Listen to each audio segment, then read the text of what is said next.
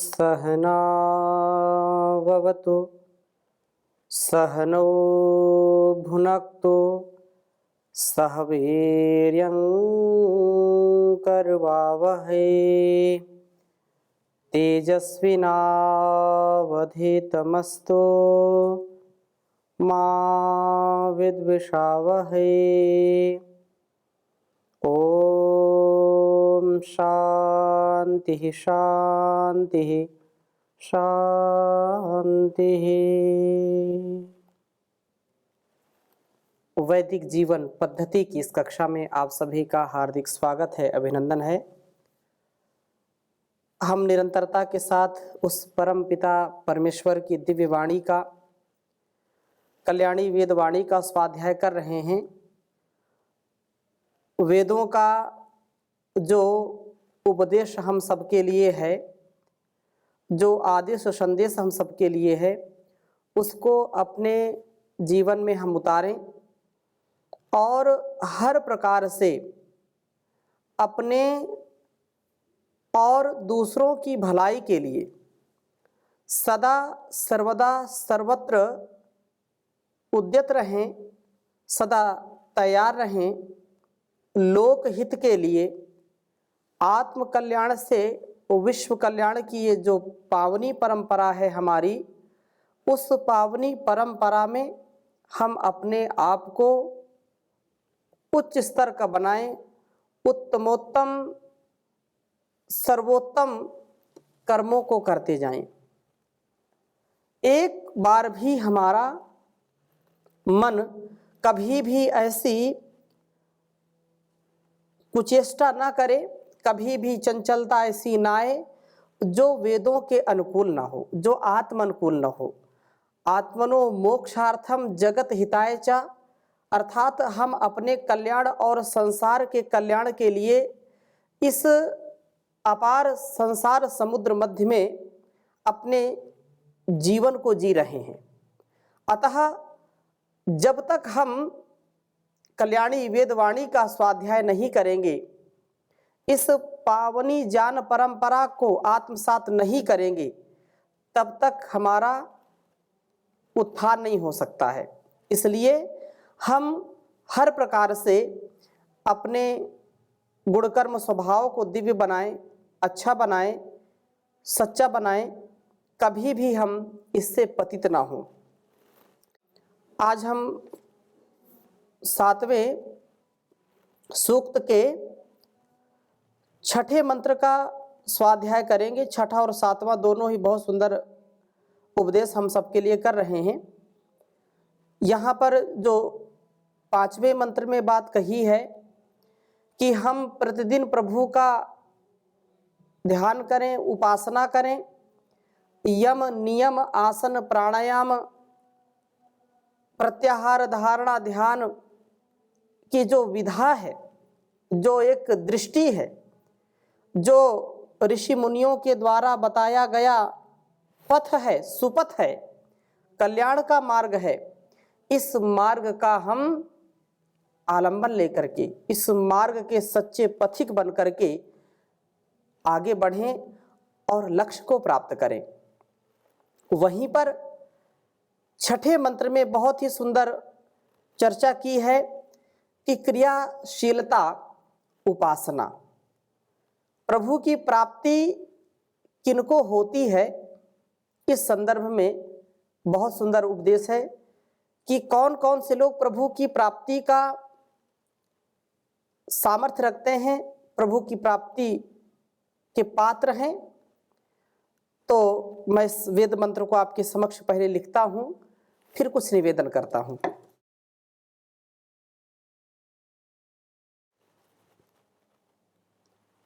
ओम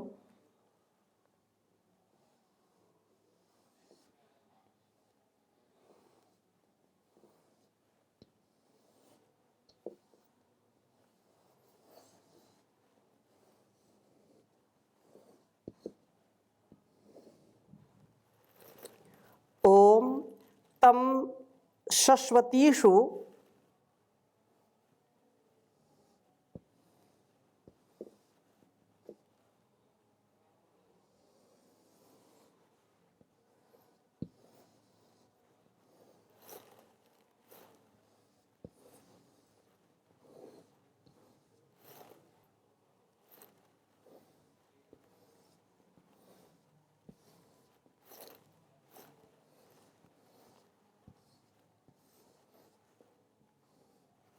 तम शश्वतीषु मातृषु वन आ।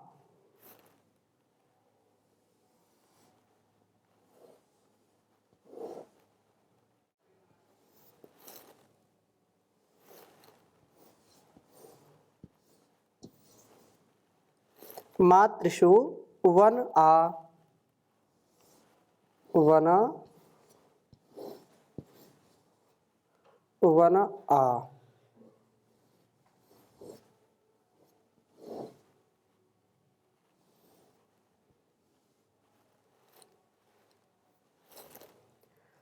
ओवीतमश्रितम,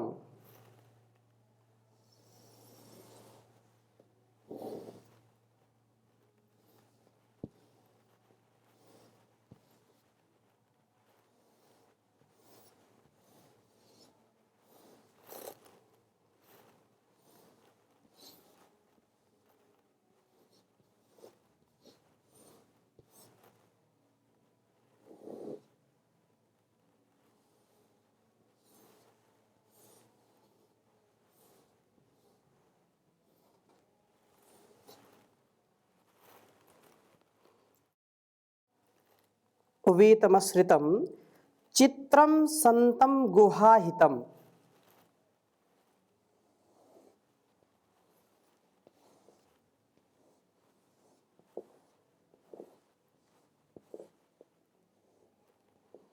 चित्रम संतम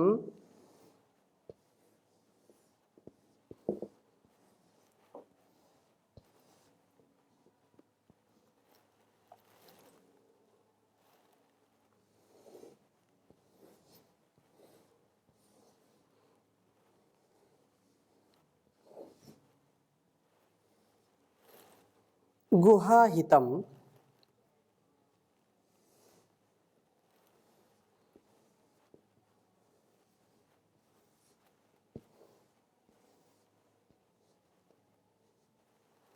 गुहाहितम सुवेदम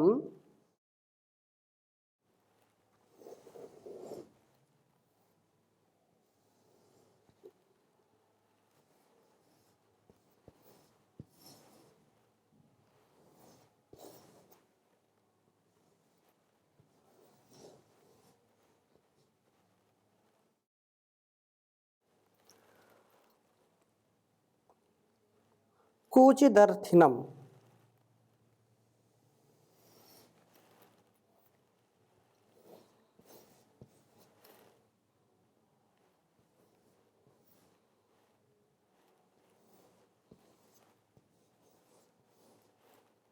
कूचिदर्थिनम।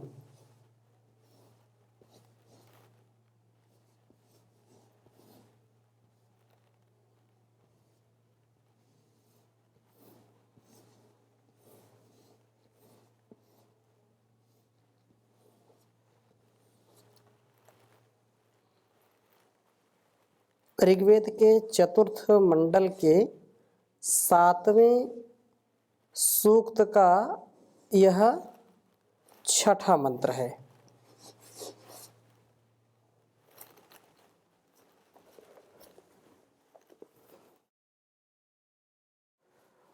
ओम तम शश्वतीषु मातृषु वन आ वीतमश्रितम चित्रम संतम गुहाहितम सुवेदम कूचिदर्थिनम। ओम तम शश्वतीषु मातृषु वन आवीतमश्रितम चित्रम संतम गुहाहितम सुवेदम कूचिदर्थिनम। वेद मंत्र का भाव बहुत ही सुंदर है। कहा है कि तम तम उस अर्थात उस प्रभु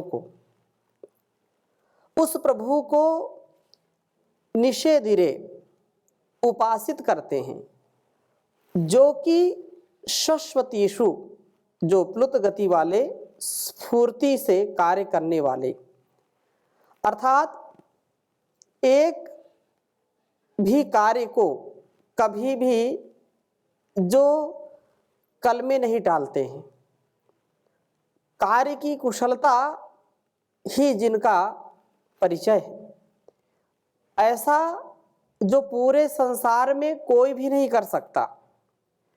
ऐसे कार्यों का संपादन जो संसार में कितना भी व्यक्ति सामर्थ्य को प्राप्त कर ले, लेकिन उस कारीगरी तक वो पहुंच नहीं सकता। और कहा मातृषु, अर्थात निर्माण के कार्यों में प्रवृत्त लोगों से बने वननम वनः, उपासना के होने वाले या उपासना के होने पर आवितम प्राप्त हुए हुए को प्रभु उन लोगों को प्राप्त होते हैं जो कि स्फूर्ति से क्रियाओं में प्रवृत्त हैं, आलस्य शून्य हैं, जो दीर्घ सूत्री होते हैं, जो कार्य को कल कल में टालते रहते हैं। कल करेंगे, आज कहा फिर कल करेंगे, क्योंकि कल तो आता है नहीं। आज बोल दिया कल करेंगे, फिर कल कहा इसको किया कल करेंगे, तो कल किसने देखा। इसलिए कहते हैं काल करे सो आज कर, आज करे सो अब, काल करे सो आज कर, आज करे सो अब, पल में परिलय होएगी, बहुरी करोगे कब रे कबीरा, बहुरी करोगे कब। आज जो करना है, अभी जो करना है, उसमें हमको प्रमाद नहीं करना चाहिए, क्योंकि शीघ्रम जो हमारा शुभ कर्म है, जो विवेक पूर्वक वैराग्य पूर्वक कर्म है, जो लोकोपकार के लिए कर्म है, जो आत्म कल्याण के लिए कर्म है, उसको कल में नहीं टालना चाहिए। जितना शीघ्र हो सके अच्छे कामों को करना चाहिए, क्योंकि बुरा काम करने के लिए कोई भी मुहूर्त नहीं खोजते। बुरा काम कहीं भी किसी भी काल में किसी भी हाल में लोग कर लेते हैं, लेकिन विडंबना यह है कि अच्छे काम के लिए लोग टालते रहते, अभी मुहूर्त नहीं, अभी ये नहीं, अभी वो नहीं। इसलिए जब बुरे काम का लोग मुहूर्त नहीं खोजते हैं तो हमको अच्छे कामों में कभी पीछे नहीं रहना चाहिए, क्योंकि कहा है कि धर्मस्य त्वरिता गति, धर्म की गति तेज होती है। हमारे मन में यदि शुभ संकल्प आ रहे हैं, अच्छे विचार आ रहे हैं, तो उनका संपादन करने में कभी भी प्रमाद हमको नहीं करना चाहिए। क्रियाशीलता हमारे अंदर हो, यही इस वेद मंत्र का अभिप्राय है, उपदेश है कि हम सदा क्रियाशील रहें और स्फूर्ति से क्रियाओं में प्रवृत्त रहें। बिल्कुल मरे मरे से नहीं कि बस ठीक है अब लगे हैं, अब ये काम 1 दिन का है उसमें 10 दिन लगा रहे हैं, काम 1 मिनट का है उसमें 4 घंटे लगा रहे हैं। तो ये दीर्घ सूत्री विनश्यति कहा गया है। जो दीर्घ सूत्री अर्थात जो एक छोटे से काम को जिसमें 2 मिनट का काम है और 2 घंटे 10 घंटे लगाते हैं, तो वो कभी भी उन्नति को, उत्कर्ष को नहीं प्राप्त होते हैं। इस प्रकार से इस उपदेश को हम समझे कि आलस्य शून्यता हमारे अंदर आ जाए, एक पल का आलस्य नहीं, और कर्मों का संपादन बड़ी ही सुरुचिता के साथ, शुचिता पवित्रता के साथ हमको करना चाहिए। कर्म जो हमारा सद्धर्म है, हमारा जो सच्चा कर्तव्य है, उसको करने में हम सदा उत्साह दिखाएं, कभी प्रमाद ना करें, क्योंकि प्रमादो मृत्यु कहा। प्रमाद जो करेगा वो समझो कि मृत्यु को प्राप्त हो गया। आलस्य ही मनुष्याणाम शरीरस्थो महारिपु कहा। महान रिपु है, ये बहुत बड़ा जो है शत्रु है, इसलिए इससे बचें और क्रियाशीलता के साथ, स्फूर्ति के साथ कर्मों का संपादन करने वाले हों। दूसरी बात क्या कही कि निर्माण के कार्यों में लगे हुए हों, अर्थात ऐसा कार्य ना हो, अब कार्य तो कर रहे हैं लेकिन उस कार्य का प्रभाव क्या है हमारे जीवन में और उसका जगत के ऊपर क्या प्रभाव है। जो हम कर रहे हैं उससे अपनी उन्नति हो रही है, अपना जो उद्देश्य है इस जीवन का, अपना जो कार्य क्षेत्र है, जो हमारा कर्तव्य है, क्या उसका निर्वहन हम कर रहे हैं, अथवा किसी दूसरे ही कार्य में हमारी ऊर्जा नष्ट हो रही है, हमारा जो समय है, समय शक्ति हम बिल्कुल व्यर्थ ही लगा रहे हैं। इसका भी मूल्यांकन हमको प्रत्येक दिन करना चाहिए।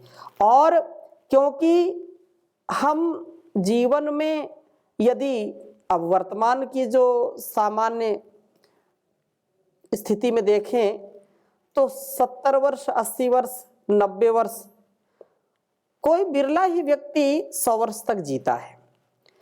फिर भी यदि हम 80 वर्ष किसी की आयु मान लें, 90 वर्ष मान लें, तो 90 वर्ष की आयु में यदि व्यक्ति आज का काम टालता टालता रहेगा तो वह उन्नति को प्राप्त नहीं होगा, क्योंकि आधा समय तो सोने में ही चला जाता है। 90 वर्ष की आयु और 45 वर्ष तो रात्रि में ही व्यतीत हो गई। आयुर्वर्ष शतम नृणाम परिमितम रात्रौ तदर्धं गतम तस्याधस्य परस्य चार्धम परम बालत्ववृद्धत्वयोः शेषं व्याधि वियोग दुःख सहितं सेवादिभिर्नीयते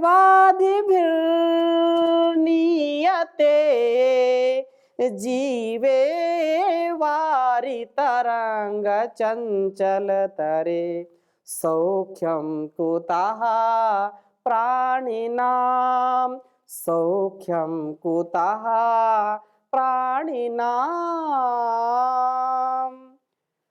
100 वर्ष तक की यदि आयु मानते हैं तो भर्तृहरि कहते हैं कि 100 वर्ष तक की आयु मान ली जाए तो 50 वर्ष तो सोने में चले गए। आयुर्वर्ष शतम नृणाम परिमितम, ये सामान्य रूप से कि 100 वर्ष की आयु माने तो आधी तो रात्रौ तदर्धम गतम, आधी तो सोने में चली गई। तस्यार्धस्य परस्य चार्धम परम बालत्व वृद्धत्वयो, अब उसका 50 का आधा करें तो 25 वर्ष, 25 का भी आधा करें तो 12.5 वर्ष, तो 12.5 वर्ष का तो बालपन होता है और फिर 12.5 वर्ष का वृद्धत्व हो गया, बुढ़ापा हो गया, तो कितने बचे? 25 वर्ष। तो 25 वर्ष में भी 25 वर्ष की आयु उसमें क्या है, उसमें ये समस्याएं हैं कि शेषम व्याधि वियोग दुख सहितम सेवादिभिर्नीयते, अब उसमें भी इतनी जिम्मेदारियां आ जाती, इतने उत्तरदायित्व आ जाते हैं कि आत्म कल्याण की सुध रहती नहीं। इतने कर्मों का संपादन हम करते हैं, अलग अलग जो उत्तरदायित्व हैं, कि अपने आत्म कल्याण का, आत्म शुद्धि का समय निकलता ही नहीं है। तो वो 25 वर्ष बड़े संघर्ष के होते हैं। तो 25 वर्ष जो हैं तो कहाँ कब किसका बुलावा आ जाए 25 वर्ष में भी पता ही नहीं। जीवे वारि तरंग चंचल तरे सौख्यम कुतः प्राणी नाम, ये जैसे पानी का बुलबुला है ऐसा हमारा जीवन है, फिर भी हम होश नहीं संभालते, हम अपना ध्यान नहीं इस पर डालते हैं तो महती विनष्टि है। अतः हम इस वेद मंत्र के आशय को समझें, इसका उद्देश्य क्या है, उपदेश क्या है हमारे लिए, उसको आत्मसात करने का प्रयास करें। एक एक पल, एक एक घड़ी, एक एक क्षण हमारे लिए बड़ा महत्वपूर्ण है, क्योंकि बहुत काम पर जीवन थोड़ा, उस पर मन का चंचल घोड़ा, सोच समझ नादान रे बंदे, मत कर तू अभिमान रे बंदे, समय बड़ा बलवान रे बंदे, समय बड़ा बलवान रे बंदे, तेरे जैसे लाखों आए लाखों इस माटी में समाए, रहा ना नामो निशान रे बंदे, मत कर तू अभिमान रे बंदे, समय बड़ा बलवान रे बंदे, समय बड़ा बलवान रे बंदे। तो कल क्या हो किसने देखा, इसलिए शुभस्य शीघ्रम अशुभस्य कालहारी। जो अच्छा काम है, सच्चा काम है, उसको कल में मत डालिए, आज अभी इसी क्षण। इह चेद अवेदी तत् सत्यमस्ति, ना चेद इहा वेदीन महति विनष्टि, भूतेषु भूतेषु विचित्य धीराः, प्रीत्यस्मा लोकात् अमृता भवन्ति। आज इस जीवन में, इस क्षण यदि हम सत्य को जान गए, उस परम पिता परमेश्वर की शरणागति को हम प्राप्त हो गए, तो जीवन सार्थक है, नहीं तो महान विनाश हो जाएगा। इस तथ्य को हम समझें और जीवन में इसको उतारने का प्रयत्न करें। बहुत सुंदर बात कही आगे कि निर्माण के कार्यों में लगे हुए हैं, वो निर्माण का कार्य हो, आत्मनिर्माण का कार्य हो, राष्ट्र निर्माण का कार्य हो और विश्व कल्याण का मार्ग हो। यहाँ निर्माण का, तोड़ फोड़ का नहीं, अधिकांश समय लोग इसी में निकालते हैं, इसकी उसकी, जिसकी मन आया उसी को लोग जो है कुछ ना कुछ ईर्ष्या द्वेष से, छल कपट से भरे होते हैं और दूसरों के ही निंदा स्तुति में अपने अमूल्य बहुमूल्य समय को व्यतीत करते हैं। इससे हम बचें। इस वेदवाणी को पढ़ करके पता नहीं कैसे कैसे लोग बिल्कुल जीवन को बना दिया, ऐसे वैसे लोग जाने कैसे कैसे बन गए, और जो इसको आत्मसात नहीं किया तो जाने कैसे कैसे लोग ऐसे वैसे हो गए। कहने का आशय क्या है कि यदि हम इस वेदवाणी को आत्मसात करते हैं तो हम राजा से रंक बन सकते हैं। अगर इसका केवल वेदवाणी जो हमारे, अब लोग कहते हैं कि धन दौलत सब कुछ है, अब धन दौलत है लेकिन वह अर्श से फर्श और फर्श से अर्श, रंक से राजा, राजा से रंक बनने का, इसमें कोई भेद नहीं है। केवल अपने निज हृदय का, अपने निज संतोष का हमको यदि धन मिला है तो चाहे हम किसी भी प्रकार से सारे संसार के राजा भी हों तो भी हम रंक जैसा जीवन जीते हैं, और रंक हैं और अपने जीवन में हम पूर्ण शांति को प्राप्त हैं, संतोष को प्राप्त हैं, तो रंक होते हुए भी राजा हैं।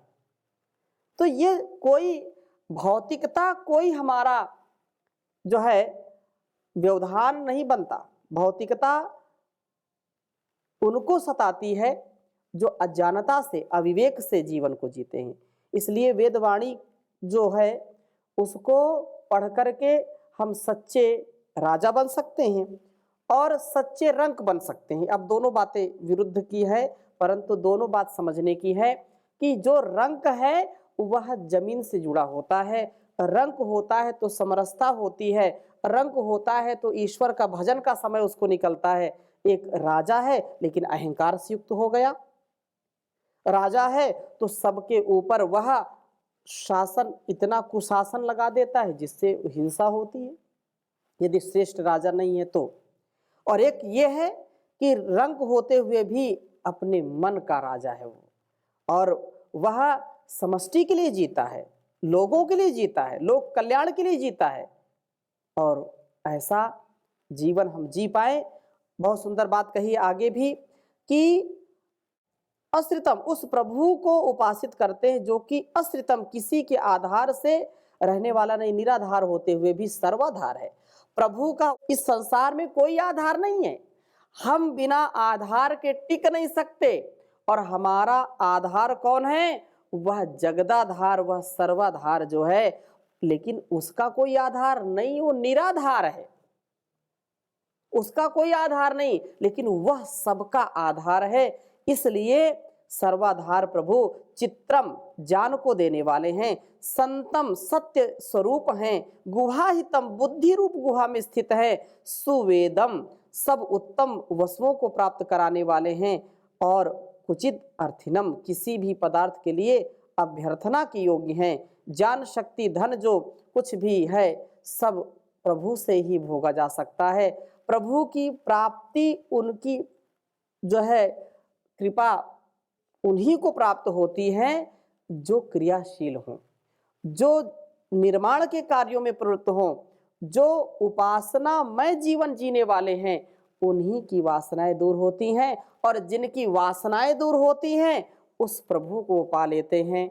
हम ऐसा जीवन जी पाएं तो अत्यंत हमारा कल्याण होगा और हम दूसरों का भी कल्याण करने वाले होंगे।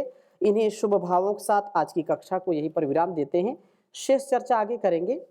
ओम शांति शांति शांति।